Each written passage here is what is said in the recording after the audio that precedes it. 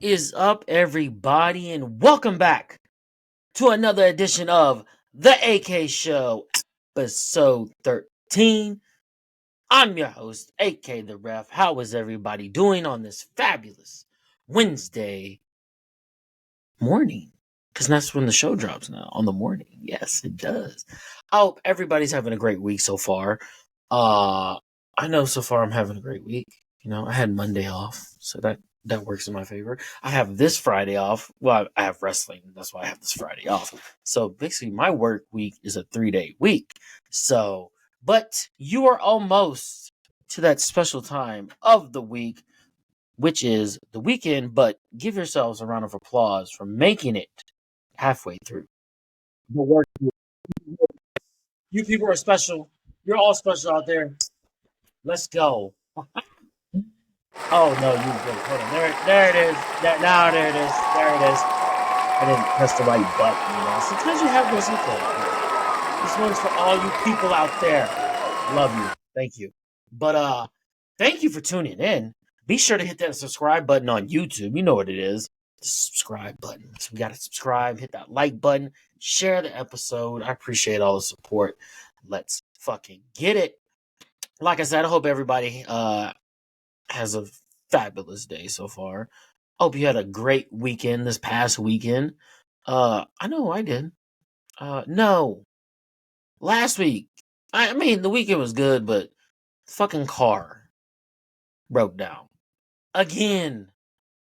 We have a Hyundai Tucson, and the first issue we had with it was when we drove back from Florida this past or last summer, and we get to like St. Louis, and the fucking check engine light comes on. I'm like, are you fucking kidding me? So we're like in St. Louis on the way back from Florida. Get to St. Louis. We're almost like we're in the outer part of St. Louis, like going west. On the outskirts of St. Louis. Right? And so we take it to AutoZone to where they can put their little machine in to see what's wrong with it. And this code comes up like there's like I forgot what the fuck it was. It's some code. The guy was like, "Yeah, I don't know what this is. I've never seen this before in my life." It was like something that it wasn't faulty. It just wasn't like a connection. I don't know what the fuck it was. So we got stranded in St. Louis, and then nobody was open at the time when the car broke down. We went to the dealership in St. Louis. They couldn't do anything because it had to be at the dealership we bought it at.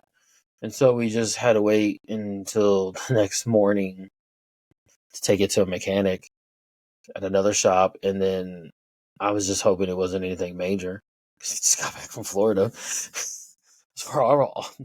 You take a trip to Florida, you ain't gonna have a lot of money right then and there, especially you got a car breaking down and needs fixing. But apparently it happened. The guy fixed it. Waiting, he tells me, yeah, I just needed an oil change. Like all the oil had burned out. I was like, what? I was like, we just got an oil change before we went down to Florida. I mean, we still had like a good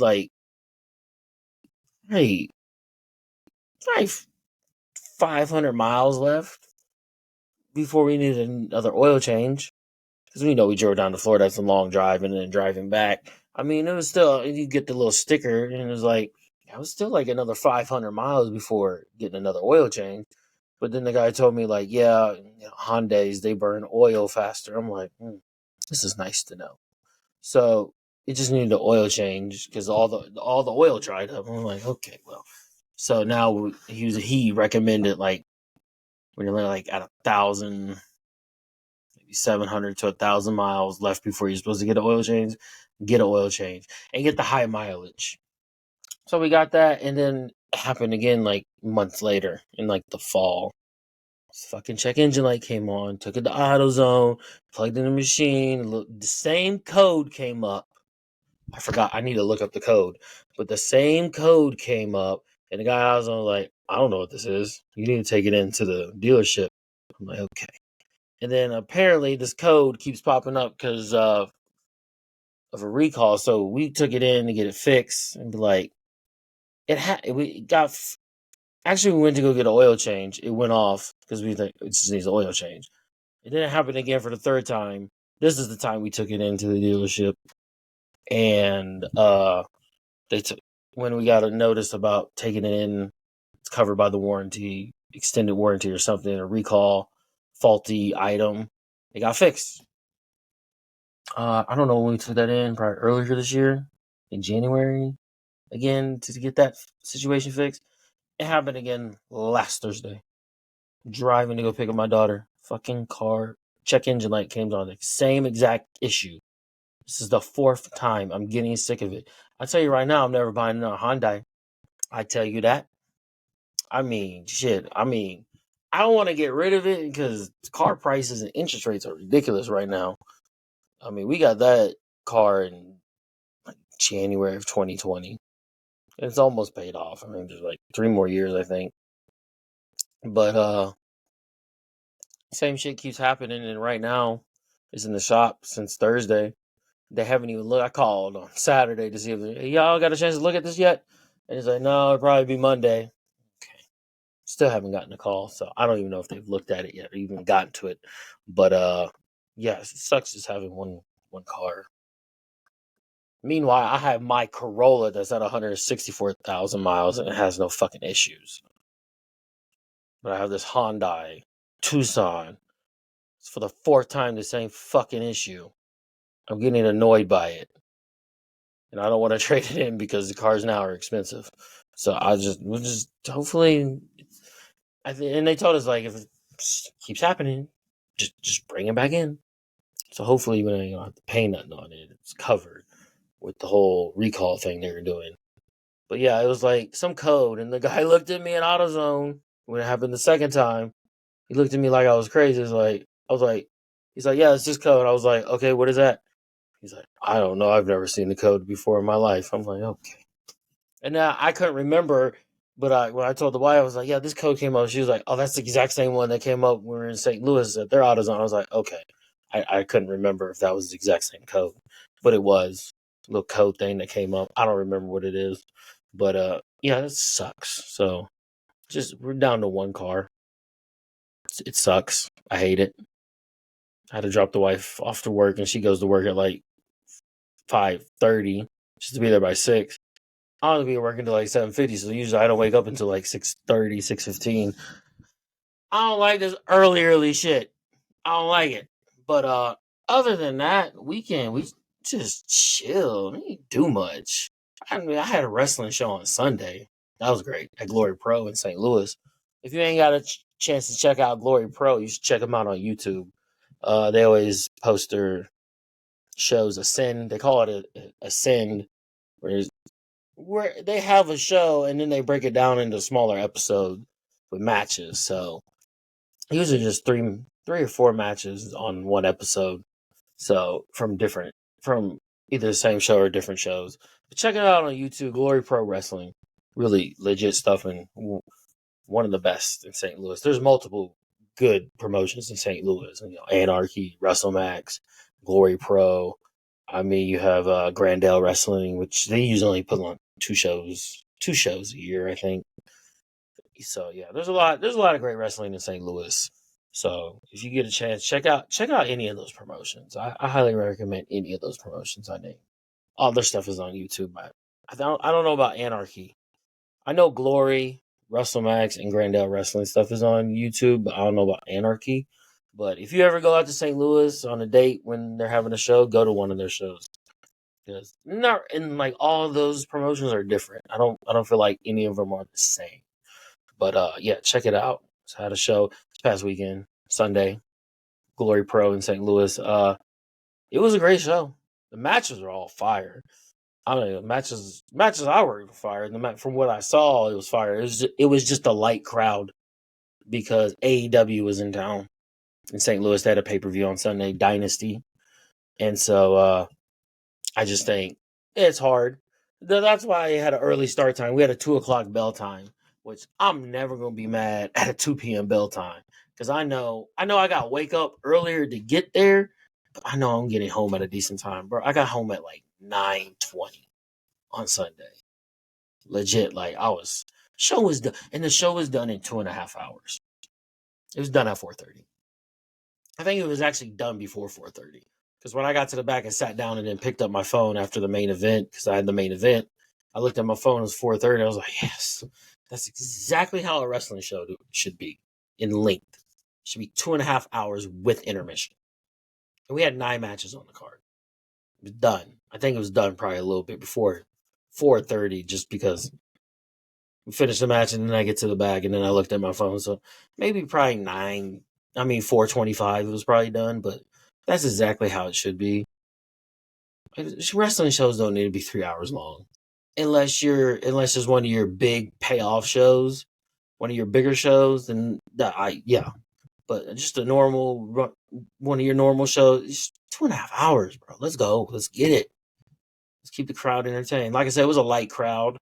And so most of them, probably a lot of them, were going to AEW that night, and then others probably spent their money on AEW tickets, so they didn't probably want to go to the show. Plus, there was a baseball game at the same time. I think it was probably noon or 1 o'clock start time.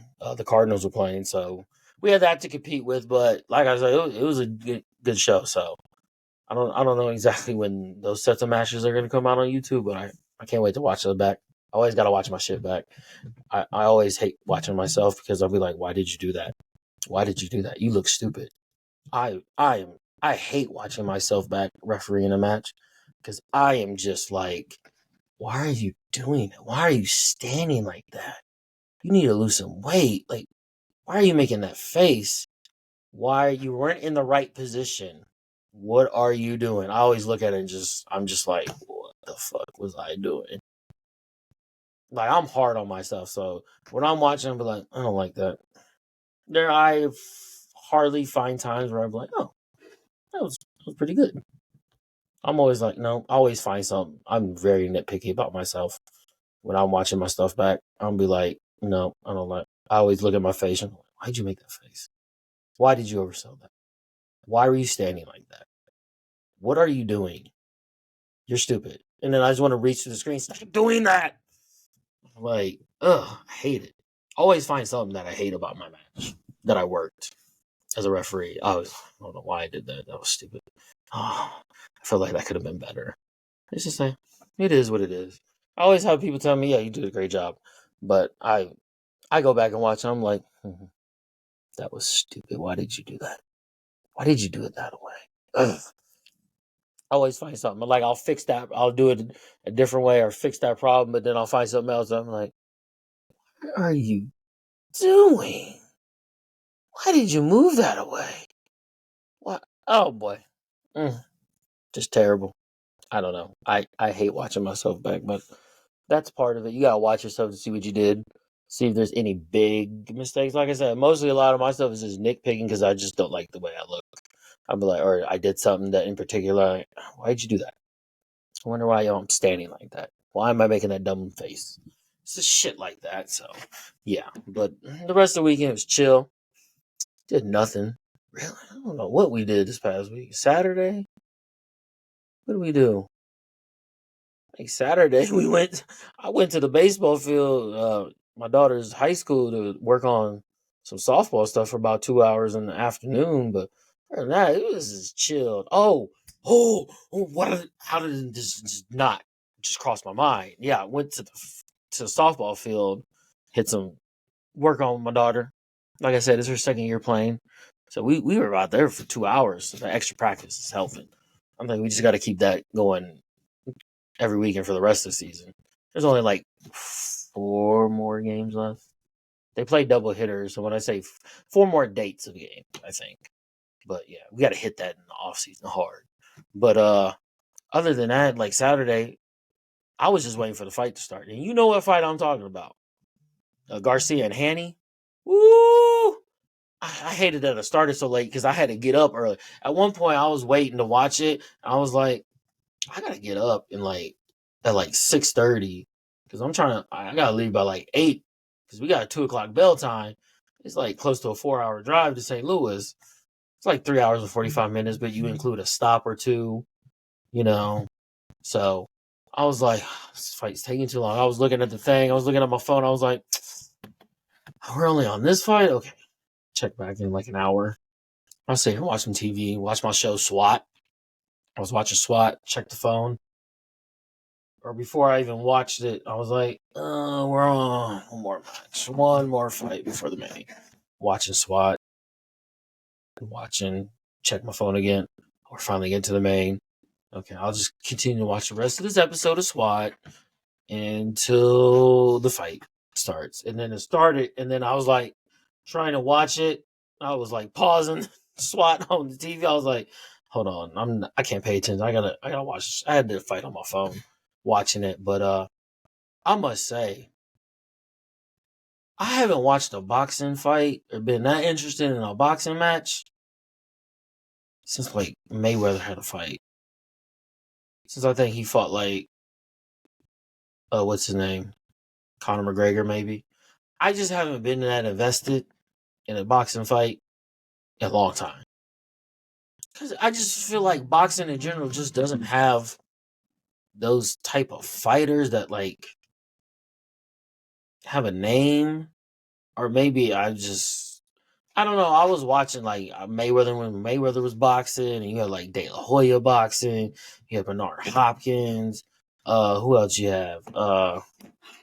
You had the heavyweights, you had the Klitschko's boxing early on, and then like Lennox Lewis, who was it? Roy Jones, Shane Mosley. Like I grew up with that. I grew up with like Tyson as a heavyweight, and then like Lennox Lewis came into the picture, and then the lighter weight classes started becoming like mega stars, like De La Hoya, and like the middleweight, you had like Bernard Hopkins.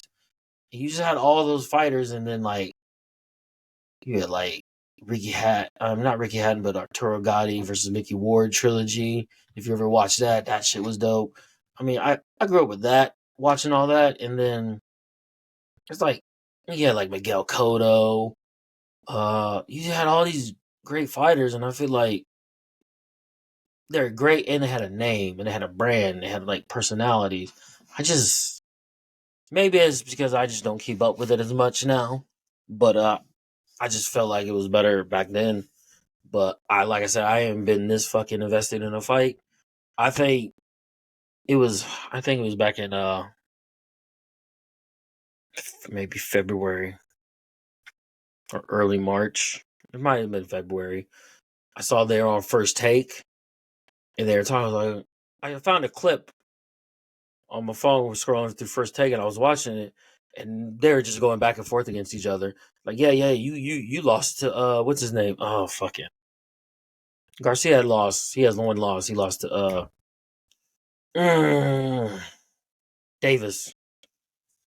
Uh, and they're just going back and forth against each other, and I was like, oh, getting hyped for when is this fight? April 20th. Yeah, and then like in the last few weeks lead up to the fight, I was like, when did that fight happen? I was remembering. I was like, I saw previews for it. I was like, okay, that fight's in April. Okay, cool. April 20th. Cool. Or April 20. Yeah, April 20th. Right, and then man, the last few weeks, all this stuff was coming on about Ryan Garcia saying like they're worried about him. He has CTE, like he's losing his mind. Somebody go check in on him. I'm just like, now I really want to see this fight because I'm seeing all this stuff, and I'm like, okay, I can't wait to this fight. Like, I don't know what's going on with him. In my mind, I think he's putting on a show. He's just trying to build hype for the fight by just doing odd things, whatever. So I was like, oh, the fight Saturday. Like, I can't wait till it comes on. I'm just waiting for the main event to come on. I'm watching the fight. I'm like, okay, rock. I turned it on. It was already mid of the first round, but I was hearing like, oh, he already rocked him in the first round, and then I was like, okay, let me see. To be honest, I was like, I didn't have money on the fight. I wish I would have put money on the fight. If I did, I would have put it on Garcia to win, because I was like thinking like, this guy's probably gonna win. Everybody keeps hyping up this other dude, but Garcia gonna come in here and win. He's got everybody thinking he crazy. He's a one-trick pony, but I'm thinking in my head, he might win this fight, right? And then we get like a few rounds at the first. I mean, Haney starts taking over with the jab, and I feel like Garcia's like he's just not doing anything. Like he's looking for the left hook. Throw a jab. You are bigger than him. But then he rocked him with that fucking left hook. I forgot what round is the first. He rocked him again. He knocked him down. I was like, oh shit! In the round where he knocked him down at least twice in that round. That should have been a 10-8 round, and the official took a point and made it a 9-8 round. It legit should have been a 10-7 round because he knocked him down twice. He knocked him down first time. He got up. He's wobbly. Bop, bop, bop, bop, bop. He hit him. He tried to hold on and then fell. And the ref was like, no. That one was a knockdown. But then the next one, he fell again. But you can clearly see Garcia pushed him down. There should have been 2 knockdowns in that round. I don't know what the ref was doing, what he was watching. But there was at least 2 knockdowns in that round. And then he took away a point for hitting on the break. Nah, don't you have to give a warning? That should have been a warning. At least at the minimum, it should have been 10-8. But he just took a point. And they were both like holding each other and like fighting. I don't want to say dirty, but bending the rules, you know. And then at times Garcia would turn and do the Philly shell and give his back. I'm like, well, I'm gonna punch right here because he's turning his back. So I get that. I mean, that's when the official was telling Haney to like, you can't punch him in the back. Ref, are you looking? He's turning his back. Where else do you want me to punch him? And then eventually he started telling Garcia, stop turning your back and you won't get hit there. But and then we get to like the championship rounds, he knocks him down again, wobbles him. I'm like, ooh, I feel like he could have knocked him out. I just felt like he got gassed at certain points when he was trying to knock him out. But we get to the 12th round. I felt like throughout the fight, like getting those knockdowns, I felt like Garcia had it easy. It should have been unanimous. I think the draw, you can't really give it a draw because he knocked him down like 2 more times and then wobbled him. Like, how you get the draw? It should have been unanimous decision, Garcia. Like, I feel like Garcia should have went just more in the 12th round, and just go all out and be smart about it, but be more aggressive. I feel like the last minute and a half of the 12th, he just kind of just laid back and just, I got this. You never know because in boxing, we've always seen fucking judges fucking judge shit and be like, that person won? Absolutely not. Absolutely not. But yeah, but wow, I lost my train of thought because I was thinking of something else that happened in another fight when Mayweather fought Canelo, and one of the judges scored it a draw, and I'm like, everybody's in the house out the place I was watching, and everybody's like, how was that fight a draw? Like, what fight were you watching? It feels like one of those things like, oh, Canelo can't lose a unanimous decision. We got to have a majority decision. Like, I don't know what fight you were watching, but Mayweather whooped his ass. Canelo couldn't do anything. There's no way that fight was a draw. One of those judges in that fight had a draw. One of these judges in this fight had a draw. I don't think it was a draw.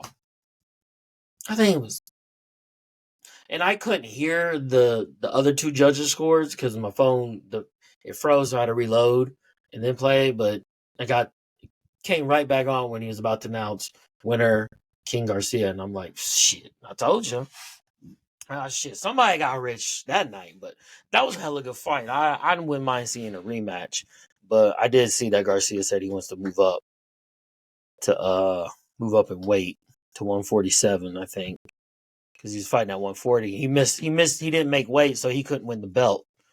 So, I mean, and people were ragging, saying, oh, he wasn't focused, he wasn't training hard enough to make weight. Maybe he just can't make that weight. I mean, why are you? He's not gonna sit here and risk cutting weight and look sluggish in the fight and be like, fuck it, I'll take the penalty. I won't win the belt, but I'm gonna go in here and I'm gonna fucking win. So, much props to Garcia. I don't know if he believes what he says, but I feel like he was just doing it to promote the fight. You gotta do what you gotta do. Did you see his press conference? It was a Friday or Thursday where he's talking nonsense. I was like, bro, this bro, wow, I cannot wait for this fight. Oh, it was a good fight. Right now, that's fight of the year candidate right there. I kid you not. So I might have to start watching boxing more closely again because if we can get fights like that, let's go. I want to see more. So yeah, But that's all I got on that. But with that said, today I just want to talk a little bit about the upcoming NFL draft, which is round 1 is on Thursday. Exactly. And then round 2 and 3 is on Friday, and then 4, 5, 6. I don't even remember. I just know round 1's on Thursday. That's all I remember right now. I'm pretty sure it's the whole weekend, the whole 4 days. But I'm excited. I just literally want to get into the draft, mostly the Chiefs. That's all I'm going to talk about. Just what direction I think they should go in and things like that. So let's get into it. So like I said, the draft is this Thursday, round 1. Actually, let me just check. So Chiefs have pick 32. I know they only have like 7 picks in this year's draft. So they don't have a lot of draft picks. I know they have a first, a second, a third, a fourth, I think 2 fifths, and a 7th. So they have no 6. They don't usually. A lot of the times they have they have like more picks than what they have this year. But with that said, they have the 32 pick, and there is a lot of talk of what position they should draft at pick 32. So there's multiple ways they can go do this. They can go with this for this pick. One, they can draft the best player available at that at that time, at that pick. If everybody on the board they had on their board is gone, and somebody sitting there at a position aside from quarterback, the best player at that position aside from quarterback, they could draft that. They could draft wide receiver. They could draft offensive tackle. But normally, from what I've read and heard, is that you don't get a starting quality left tackle that late in the first round. Another option is trading back. The team wants to trade up because maybe a quarterback dropped to 32 and somebody wants to jump ahead of all the teams in round 2 and be like, let's get that pick. And that way the Chiefs pick up more draft capital. And there's also the last one, which is the less likely to happen, is the Chiefs trading up. Not because they don't want to, it's because teams don't want to trade with them in that scenario. Giving them opportunity to draft a really good player. No, teams don't want to do that. Like when Stephon Diggs got traded to Houston, what was it? I read that they could talk. He couldn't go to Kansas City. He could go to any team but Kansas City. I'm just like, oh my god, this is how it's going to be. As long as the Chiefs keep doing this, and we have Mahomes and Reed and company, teams are just not going to trade with the Chiefs in the sense of giving them draft picks or them trading for a player. Or not just like giving them draft picks, but like us trading for a player on another team. Or us moving up in the draft. Teams will more willingly be like, oh, you got this player that you want to trade? Yeah, let's go. They'll do that. Like the Tyreek Hill trade. Like the Jerry Sneed trade. Teams will do that. But teams will not trade a player to the Chiefs, and teams are probably not willing to let the Chiefs trade up so they can get a better position in the draft. So, with that said, I think where I think will happen. Hold on, let's go. What I want the Chiefs to do is I want them to draft a wide receiver, and not because of the whole Rashid Rice situation, which I'm not even going to speak on or comment on because it's not my place. That just has to play out in the legal system. But I definitely want the Chiefs to draft a wide receiver, and I do believe that is their plan even before that happened. I think they still wanted to get another playmaker because you could never have too many playmakers on your offense. Give Mahomes more playmakers because we went in free agency and got a Hollywood Brown, which I think is going to be a great addition. And you still got Kelsey, you got Pacheco out of the backfield. Clyde is on the team who can catch out of the backfield. And he resigned for a 1-year deal. And the team still has hope for Kadarius Toney and Sky Moore, and they're not going anywhere. And if you think they should, they're not. They're on their rookie contracts. It makes no sense for them to go anywhere. It makes sense for them to stay on the team and play out this season. And I still think they can do something. I feel like Sky Moore was playing out of position, and Kadarius Toney just needs to focus, just work on that focus. But if they're down there working, I know all the receivers are down there working with Mahomes at Mahomes camp. Sky Moore's down there, so I have hopes that they can contribute this season. I'm not gonna say they all have like 700-800 yards, but I think they'll contribute, and you'll see a difference. But that's all you have. Like, you don't have MVS this year, so it's like you need another skill position, and which is wide receiver. So regardless, take out the whole Rashid Rice situation. You still have him, and you might not have him for 4 games, but we just got to let that play out and see what happens. So I don't know when that's going to play out or when the league is going to give a suspension, because a suspension is probably coming. But you have Rashid Rice, you have Hollywood Brown, you have Travis Kelce, you have, as far as pass catchers that are like lined up on the line, not out of the backfield. So, and then you have MVS. I mean, not MVS. You have Sky Moore and Kadarius Toney, and then I think Justin Ross is still on the roster. So, I would like them to draft another wide receiver. I think they are. I just don't know if it's going to be at pick 32. I would like to see them trade up and draft a wide receiver. To be honest, I really don't care which wide receiver they draft, to be honest, because they said this is a deep wide receiver class. I mean, I know Xavier Worthy runs really, really fucking fast as a wide receiver. He running like a 4.240. And then I know there's Aiden Mitchell from Texas, Xavier Worthy. There's Ladd McConkey.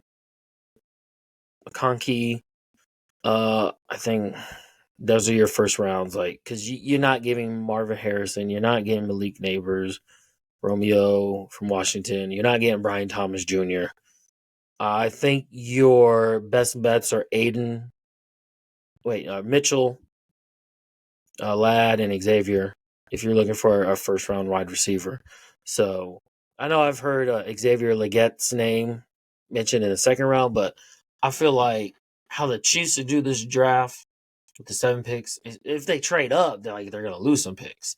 But if they feel confident one of those 3 wide receivers is still there at 32, they'll get them.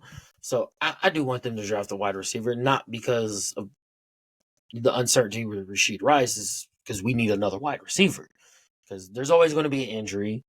So you want another wide receiver that you can develop and get going. Especially, this would be Rashid Rice's second year. You get a wide receiver. This is his first year. And then when you get to the next season, you got him in year 2. You got Rashid Rice in year 3. And you always need another playmaker because you never know when Travis Kelce is going to retire. And you necessarily don't need another tight end playmaker. You just need playmakers, whether it's wide receiver or tight end. So, and there was one article that NFL.com I did about a trade for the Chiefs trading up to pick 9 to draft some tight end. And I'm like, I'm all for them trading up that high, but necessarily it doesn't have to be a tight end. Pick one of those other good, best wide receivers. You probably at number 9, you probably getting what? Second or third best wide receiver on the board. You necessarily don't need a tight end. I kind of realized that, like, you don't need a tight end to replace Kelce. You just need another playmaker to make up for what Kelce does when Kelce eventually retires. So that's why I want them to draft a wide receiver, and I think they will. I think they will try hard to trade up. I could see them trading up. I just don't know if another team will want to. Not in the AFC. It would be an NFC team. I think the Chiefs will trade up and get a wide receiver. I'm gonna go with Mitchell. I think they trade up and get Mitchell, a wide receiver from Texas. I think they'll like jump up to like 23, 22, somewhere in there, and they'll get Mitchell. I think that's what they'll do. So yeah, I want them to draft wide receiver. And then in round 2, I think they got to go offensive line because we're still. I don't know how they feel about Y.A. Morris, whether he is their go-to left tackle or you put him at right tackle, you put Jawan Taylor at left tackle, or you bring in a veteran for him and Morris to compete, or you draft somebody for those two to compete. But I think in the second round you gotta go O line. You gotta go tackle. Somebody can come in, compete with Morris, and then we'll see from there. Because Morris played 4 games. He had 2 good games and then 2 okay games. He was decent. He was a rookie, so I don't know how the Chiefs feel about him. So it just depends. It depends on what they do in the draft, and if they eventually bring in a veteran, that's how you will know how they feel. But I do want them to go wide receiver first round, second round, offensive tackle. Now, the second option, aside from drafting a wide receiver, I don't mind them trading back and picking up some extra picks because you can still get a pretty good, decent wide receiver in the second round if you pick up some extra picks.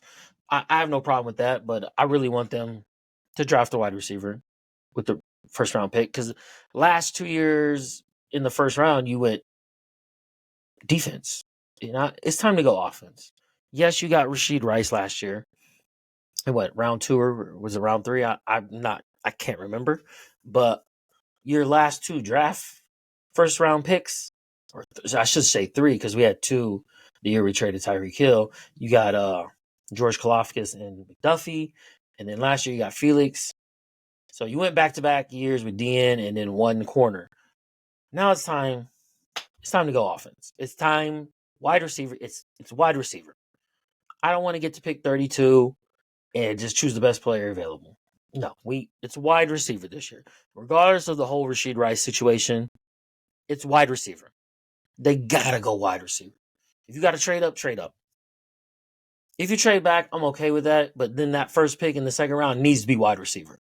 And then it needs to go wide receiver, O-line. In my opinion.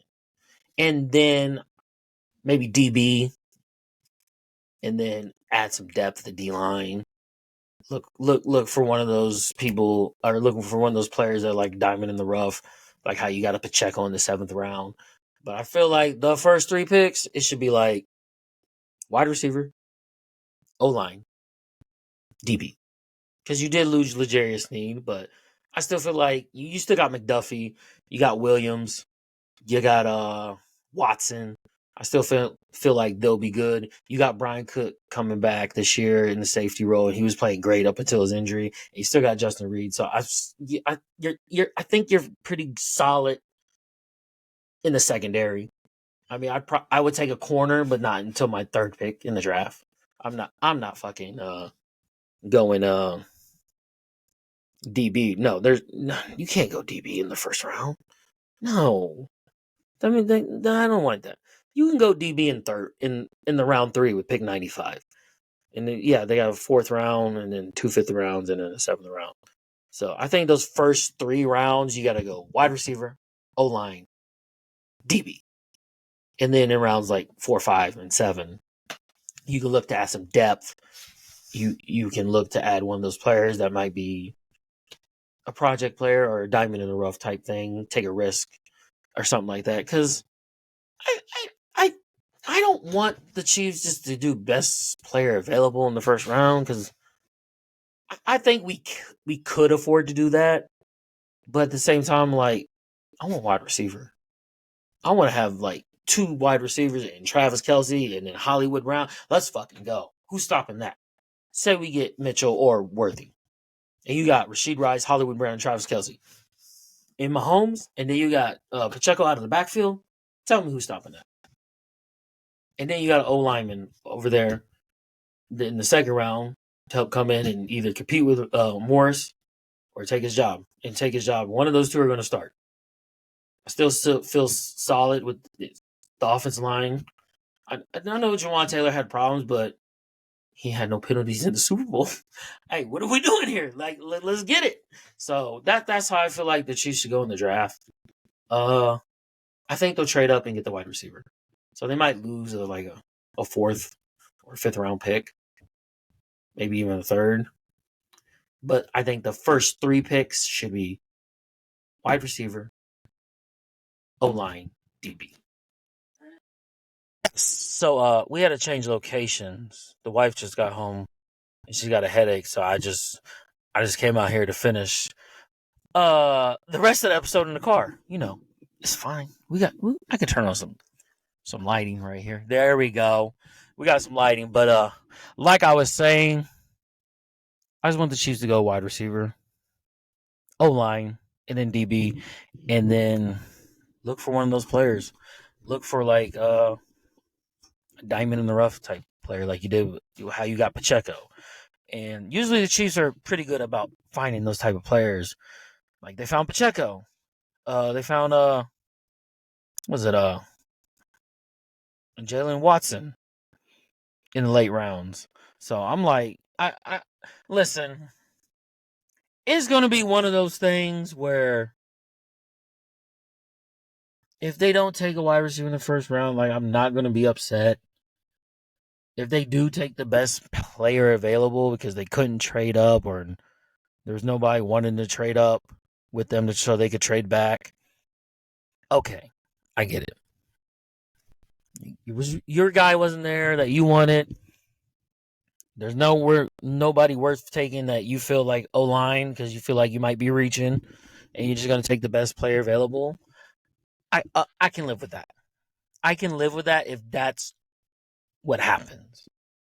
And at the same time, like I don't mind them taking a player, even if everybody says, "Oh, that player's a reach." Maybe if they get to it and there is a wide receiver, but it's a wide receiver that probably has a round 2 grade, and the Chiefs take him, and everybody says, "Oh, that's a little bit of a reach." I'm not gonna mind that either because me personally, this is just me. I don't believe that teams reach.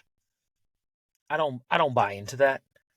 Teams have players that they like. They have a draft board of this is who they like in certain rounds. But if that's their guy and they want their guy, they're gonna pick him where they pick him. You can't tell them that they reached. How do you know? You don't know. No, listen, nobody knows how these draft picks are going to turn out. And saying a draft pick is a reach is like, to me, is just like a statement that carries no weight because you don't know until these draft picks start playing. When they get in here and they've been in the league, say after the first season, second season, third season, whatever. So like when a team picks a player and everybody says it's a reach, I'm like, okay, that's your opinion, but to the team, it's not a reach. That's how I view it. So if a team picks a player that, everybody says that you could have got this player later on, well, how do you know they would have been able to get that player? They would have probably had to trade it up. What if they couldn't trade up with nobody? If that's the guy they have on their board and they want to take him there, how are you going to tell them, the team, the GM, the coach, that that's a reach? To them, it's not. Maybe to you, because you don't have that player in this category on the draft board. You have him over here. So like, I don't buy into the whole, that's a reach. I buy in. That's who they wanted. That's who they're going to draft. That's how I feel about it. So, like, if the fans aren't happy with it, or people are saying that's a bad draft pick, that's a reach, it doesn't matter what I think, what you think, what anybody thinks. It only matters what the team thinks. They've done their homework. They've scouted these people. I think they know what they're doing. So the next time Mel Kiper says, "Oh, that's a reach," or some analyst says, "Oh, that's a reach for a team," I don't. That doesn't hold any weight because I know the team does their research and they know who they want and they know who fits in what they do. So that's how I feel with it. So, like I said, I want a wide receiver in the first round, but if the Chiefs go whole line, I'm not going to be mad. If they go best available player, I'm not going to be mad. If they trade up, I'm not going to be mad. If they trade back, I won't be mad. But what I want is wide receiver in the first round. Not because of what happened with the whole Rashid Rice situation. I just know we need another playmaker to add to with Kelsey, with Rice. with Hollywood Brown. That's why. I always wanted a wide receiver. Everybody's been saying wide receiver. I know we need an offensive lineman, but if they feel comfortable with Wanye at left tackle, I mean I still want them to draft one with their second pick. But that's where I feel like the need is. It's time to go offense now. It's time to go offense with the first round. More specific, wide receiver. That's where they need to go. But yeah, that's my thoughts on this year's draft. I'm excited. I'm ready.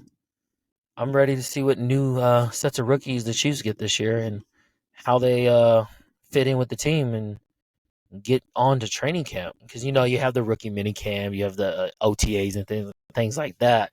But once we get to training camp, you know the season's just around the corner, and it feels like it's coming up quick. Now we're already into the draft, so yeah, let's go. So I'm excited to see what these other teams do. See what happens. I'm interested to see where Caleb Williams goes. I really don't know what's gonna happen. Listen, we could all sit here and say this is this and this and this is gonna happen in the draft, but I think there's gonna be some surprising stuff that happens. I think a player is going to slide down dramatically, and we'll see. Like I said, I think the Chiefs are going to trade up and take a player, and I think a player is going to slide, and something's going to happen where it's like, oh, you didn't see that one coming. And then I keep hearing on my local radio station, Sports Talk, that Harbaugh. I get them which one's confused of who is who. The one I cannot say his name. Harbaugh. The one that's the coach for Los Angeles Chargers. He keeps talking about his quarterback from Michigan. And I remember one of the guys on the local sports station in Kansas City was talking about, you keep hyping up this guy, you should just take him. Draft him and trade Justin Herbert. That shit would be fucking wild if that shit happened. Like, if he traded Justin Herbert just to take his guy from that he coached at Michigan, that's gonna be fucking wild. But I can see why he's hyping him up. He's trying to hype up his player he used to coach, so he can get drafted high. That could be the reason, but that would be wild if that happened. I expect something wild to happen, and I expect somebody to slide down in the draft board. It happens every year. Somebody slides down, somebody doesn't get chosen where they're supposed to go. So you never know. Draft is a wild time, and I'm like the first round. It's always wild. It's always like what's gonna happen? Who's gonna go where? Who's gonna go? Who's gonna get picked first? Who's gonna get trade up? Who's gonna slide down? There's always something that happens, and I can't wait. So yeah, man. That's all I got for today. I did want to mention the Dallas Mavericks lost on Sunday. Oh, they got their butts whipped. I don't know what the fuck happened. I couldn't watch the game because I had a wrestling show, but hopefully they can bounce back in game 2. But we'll see. But with that said, thank you for tuning in. Be sure to hit that subscribe button on YouTube. Like it, share it, comment on who you think. If you're whatever fan of a team you are, comment on what you think your team's going to do in the draft or what you want them to do. What you think they're going to do and what you want them. What you think they're going to do in the draft and what you want them to do in the draft. Comment. Say, let's play a game of who's going to be the first overall pick. I'll go Caleb Williams. Caleb Williams would be picked number 1 in this year's draft. Chicago Bears, right? I don't know. He could go. Listen, anything could happen, but I'm going Caleb Williams to be picked number 1. Hit the comments, hit the subscribe button, share, like. Let's get it. It's the AK Show. Thank you for tuning in. I appreciate all the love and support. Let's keep this shit rocking. The AK Show. That's all I got for today. I'm out. Peace.